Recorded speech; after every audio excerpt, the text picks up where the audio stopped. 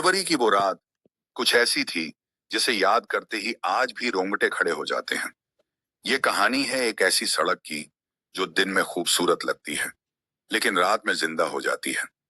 ओडिशा के कंधमाल जिले में बसा एक छोटा सा कस्बा है, रायकीय। वहीं रहते थे चंद्रकांत और उसका सबसे करीबी दोस्त अमित।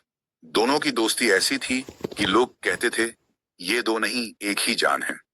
हर खुशी, हर परेशानी साथ। साल 2022, फरवरी का महीना। प्यार अपने चरम पर था। चंद्रकांत की गर्लफ्रेंड राज खरियार में रहती थी और अमित की गर्लफ्रेंड जयपुर में। दोनों कस्बे अलग अलग दिशाओं में थे, लेकिन उस दिन दिल ने दूरी नहीं देखी। अमित की गर्लफ्रेंड का बर्थडे था। उसने कहा, भाई आज जाना ही पड़ेगा। और बस वहीं से इस कहानी का अंधेरा शुरू हो गया। सुबह तड़के दोनों चंद्रकांत की बाइक पर निकले। सैकड़ों किलोमीटर का सफर। पहले राज खरियार, फिर वहां से जयपुर। दिन में रास्ता बेहद सुंदर था। घाटियां, जंगल, हरियाली, सब कुछ शांत। ऐसा लग ही नहीं रहा था कि यही रास्ता रात में मौत का गलियारा बन जाएगा। शाम तक वे जयपुर पहुंचे। अमित बाइक लेकर अपनी गर्लफ्रेंड से मिलने चला गया और चंद्रकांत अकेला पार्क में बैठकर इंतजार करने लगा। समय बीतता गया, अंधेरा गहराता गया। रात करीब होने ही वाली थी कि अमित लौटा। चेहरे पर डर और घबराहट साफ थी। ऑफिस से कॉल आया था, रिपोर्ट में गलती हो गई थी। सुबह तक ठीक न किया तो नौकरी चली जाती। चंद्रकांत ने मना किया, भाई रात में उस रास्ते से नहीं जाना चाहिए। लेकिन मजबूरी जीत गई। रात को दोनों रायकीय की ओर निकल पड़े। जयपुर से निकलते ही जंगल शुरू हो गया। रास्ते में एक ढाबे पर रुके। वहां एक ट्रक ड्राइवर बैठा था। उसने जैसे ही सुना कि ये लोग रायकीय जा रहे हैं, उसका चेहरा बदल गया। वो बोला, बेटा रात यहीं रुक जाओ, उस रास्ते से रात में कोई नहीं जाता।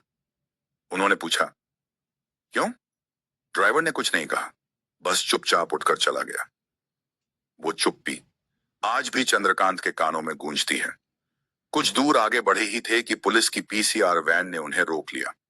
जैसे ही उन्होंने रायकीय का नाम लिया, पुलिस वालों की आंखों में डर उतर आया। आईडी की फोटो, बाइक की फोटो, सब कुछ लिया गया। अफसर ने कहा, जाओ, लेकिन बहुत संभल कर। आगे बढ़े तो एक और पुलिस बैरिकेड, 20-25 पुलिस वाले। उन्होंने साफ कहा, आगे मत जाओ, जंगल में हत्याएं हुई हैं, गांव वाले पहरा देते हैं, चोर समझकर मार देंगे। लेकिन लौटने का कोई रास्ता नहीं था। और तभी बारिश शुरू हो गई। तेज, ठंडी, सुई जैसी बारिश। कुछ किलोमीटर आगे अमित ने कहा, भाई रोक दो, मुझे टॉयलेट जाना है। सड़क किनारे एक टूटा फूटा पशु शेड था। दोनों वहीं रुके। बारिश थमी। चंद्रकांत बाइक की ओर देख रहा था। जब उसने पीछे मुड़कर देखा तो उसका दिल बैठ गया। अमित बिल्कुल सूखा था, एक भी बूंद नहीं। चंद्रकांत ने पूछा, तू भीगा क्यों नहीं? अमित बोला, चलना भाई, बहस क्यों कर रहा है? 3 किलोमीटर आगे गांव वालों ने उन्हें रोका। एक आदमी बोला, अकेले जाने की हिम्मत कैसे कर ली? चंद्रकांत बोला, अकेले कहां, मेरा दोस्त पीछे बैठा है। वो आदमी बोला, पीछे कोई नहीं है। चंद्रकांत ने मुड़कर देखा, पीछे कोई नहीं था। सांस रुक गई। उसी वक्त सामने से एक सूमो आई। उसमें से अमित उतरा। अमित बोला, तू मुझे पुलिस चेकपोस्ट पर छोड़कर भाग गया था। लेकिन चंद्रकांत जानता था यह झूठ था।